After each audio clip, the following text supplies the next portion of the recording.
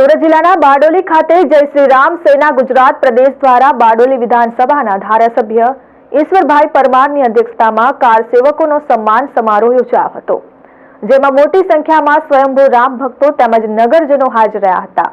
અયોધ્યા ખાતે પ્રભુ શ્રી રામ 500 વર્ષ બાદ 22 જાન્યુઆરીએ પ્રાણ પ્રતિષ્ઠા મહોત્સવ યોજાયો હતો। સમગ્ર દેશ અને દુનિયા પ્રભુ શ્રી રામની પધરામણીના પાવન પ્રસંગ નિહાળી શ્રી રામની ભક્તિમાં લીન બન્યા છે। ત્યારે સમગ્ર દેશમાં દિવાળી જેવો માહોલ સર્જાયો હતો। વર્ષ 1990 અને 1992માં 32 વર્ષ પૂર્વે વિવાદિત મસ્જિદનો ઢાંચો તોડવા માટે દેશભરમાંથી લાખો કાર સેવકો પહોંચ્યા હતા। આ કાર સેવામાં બારડોલી તાલુકામાંથી ઘણા કાર સેવકો ગયા હતા। ત્યારે અચાનક ટ્રેનો બંધ કરી દેવામાં આવતા 21 કિલોમીટર ચાલીને પણ વિવાદિત ઢાંચા સુધી પહોંચી ઢાંચો દૂર કરવામાં ભાગ લેનાર બારડોલી તાલુકાના કાર સેવકો તેમજ કાર સેવા દરમિયાન જેલવાસ ભોગવી વિવિધ યાતનાઓ સહન કરનાર કાર સેવકોનું કાર સેવા સફળ થઈ છે। ત્યારે આજે અયોધ્યામાં પ્રભુ શ્રી રામની પ્રાણ પ્રતિષ્ઠા થઈ છે। ત્યારે સુરત જિલ્લાના બારડોલીના સરદાર ચોક ખાતે જય શ્રી રામ સેના ગુજરાત પ્રદેશ દ્વારા બારડોલી વિધાનસભાના ધારાસભ્ય ઈશ્વરભાઈ પરમારની અધ્યક્ષતામાં કાર સેવકોનો સન્માન સમારોહ યોજાયો હતો।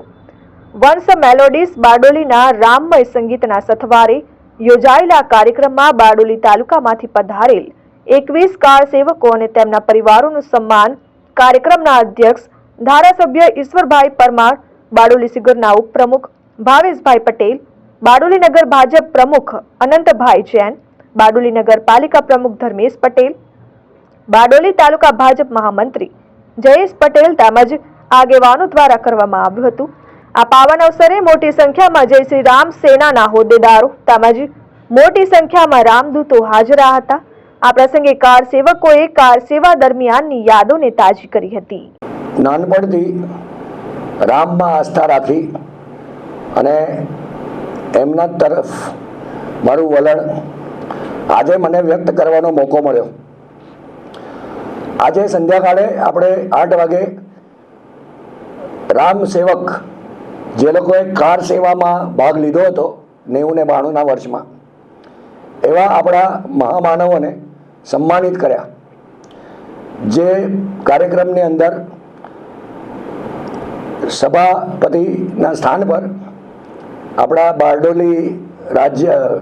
બારડોલી વિધાનસભા ક્ષેત્ર 169ના લોકલાડીલા ધારાસભ્ય અને પૂર્વ કેબિનેટ મંત્રી શ્રી ઈશ્વરભાઈ પરમારે ખૂબ નિષ્ઠાથી કાર સેવકોનું સન્માન કર્યું। તેમની સાથે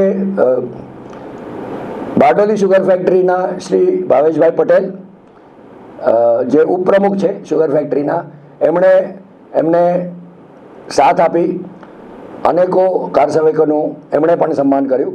1992માં અને 1993માં ત્યારનો તમે કઈ અનુભવ અમને જણાવશો? અમે કાર ચેક કરવા ગયા ત્યારે અમે તંબુમાં રહેલા અને શરીરને નરવા જતા હતા અને નાહીને પાછા તંબુમાં આવતા અને એક મુઠ્ઠી રેતી લેવાની અને કાર સેવા કરવા જવાનું। પહેલો ઘુમટ અમે 1930 ડિસેમ્બરે અમે પહેલો ઘુમટ તોડેલો, બીજો ઘુમટ 11:30 અને 4 વાગે તલનો ઘુમટ તોડી કાઢેલા। આશરે કેટલા કાર સેવકો હતા? ઓછામાં ઓછા અમારી ગણતરી તો 50,000 ઉઠા, 50,000 ઉપર। નારો લગાવશો તમે? ત્યાં કયા નારા લાગ્યા હતા? તેલ લગાવો ડાબર કા, નામ મિટાવો બાબર કા, એક ધક્કા ઓર દો, બાબરી મસ્જિદ તોડ દો।